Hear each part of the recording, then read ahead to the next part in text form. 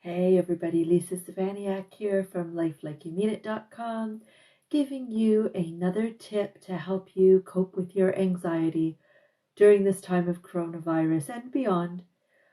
So I have been going live with you every day for the last week, with the exception of yesterday, because I haven't been very well myself.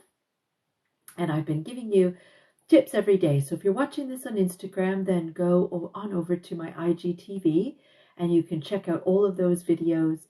There's at least 7, maybe this is the 8th one now. And if you're watching on Facebook, then head on over to my Facebook page and check out the last 8 or so videos that I have done. So each of them are designed to help give you a real tangible strategy that you can use if your anxiety is starting to peak, as well as giving you ideas to start to change things up so that you experience less anxiety overall. So shifting your perspective and shifting your mindset. So I was hoping today that I would be able to spend a little bit of time getting a little bit more philosophical with you, a little bit more spiritual, but I'm still not feeling 100%. Don't feel like I have the brain capacity to do that right now. So I'm going to keep it short and sweet for today. So what I would like you to do is to really look at this as an opportunity to start some new habits. And I know that sometimes when we think about habits, we don't necessarily really give credit to all of the habits that we actually have, right? Every single thing that we do from the moment that we open our eyes in the morning and register that we are awake is really a habit, right? What our morning routine is like for us to get ready, and what our routine for going to work and being at work and our breaks and all of that kind of stuff. And of course, all of that has been changing for everybody, having to adjust to working from home. And of course, there are people that are adjusting to not working at all, right? And having to be stuck indoors as well.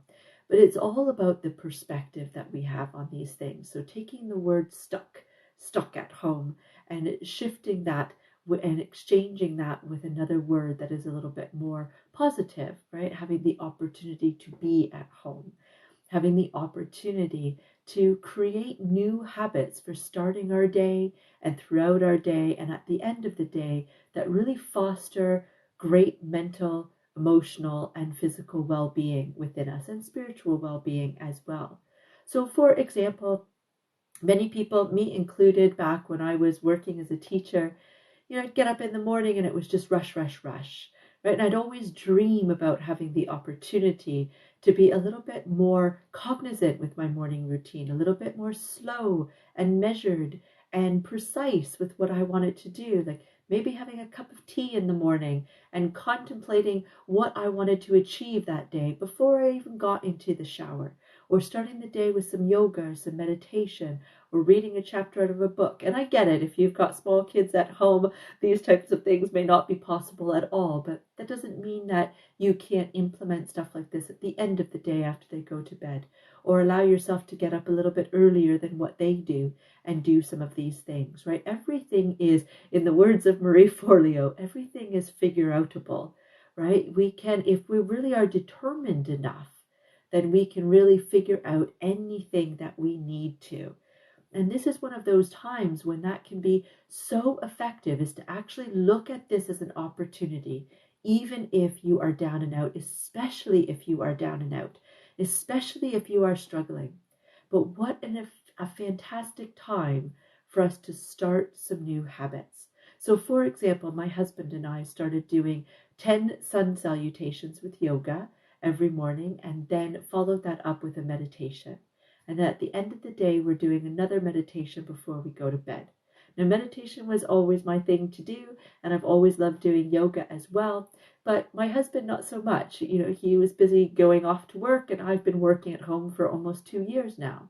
So I've gotten myself into more of a kind of self-care routine as far as my habits are concerned. But even that I was letting slip, right? There was lots of times where I would get up and I would be like, oh, I'm just going to get right into doing some work, right? And now is a real time to slow down. And so my husband and I are taking this as an opportunity to really set some really great habits into place. And I urge you to take that opportunity as well. And if it's not first thing in the morning or last thing at the end of the day, then look at other things in your day that you can be doing, right? Our other habit that we're doing right now is going for a walk for our lunch break. So, of course, I'm self-employed. I can take however long I want, but my husband's working from home, so he gets an hour for lunch. We spend the first half of it walking, and we spend the other half of it eating and spending a little bit of time together, right? We're only allowed to go out once in a day, so we're making sure that we go out rain or shine, and that has become part of our regular habit.